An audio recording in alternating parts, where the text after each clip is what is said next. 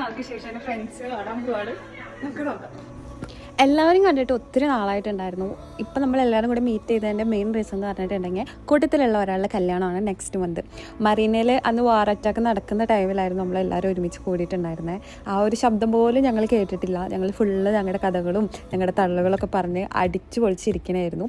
Usually നമ്മളെല്ലാവരും bachelor party ചെയ്യുന്ന സമയത്ത് 2 ഡാൻസ് ചെയ്യാറുണ്ട്. ഒന്ന് നൈറ്റ് എന്തെങ്കിലും അറേഞ്ച് ചെയ്ത് തട്ടിക്കുട്ടിയപ്പോൾ നമ്മൾ എന്തെങ്കിലും ചെയ്യും. അത് ഞങ്ങൾക്ക് ഭയങ്കര മെമ്മറി ആവാറുണ്ട് കേട്ടോ. ആഫ്റ്റർ ദാറ്റ് പിന്നെ നെക്സ്റ്റ് ഡേ നമ്മൾ കേക്ക് കട്ടിംഗ് ഒക്കെ ചെയ്യുമ്പോൾ ഒരു ഡാൻസും കൂടെ ചെയ്യും.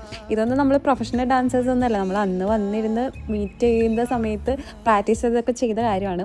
യൂഷ്വലി നമുക്ക് ആർക്കും ഒരുമിച്ച് ഒരാളുടെ കല്യാണത്തിന് പോകാൻ പറ്റാറില്ല. എല്ലാവർക്കും ഓരോരോ സിറ്റുവേഷൻസാണ്. അതുകൊണ്ട് തന്നെ നമ്മൾ മാക്സിമം കല്യാണത്തിന് മുന്നേ അവരെ മൊത്തം ഹാപ്പി ആക്കിയിട്ടാണ് നാട്ടിലോട്ട് വിടാറ്.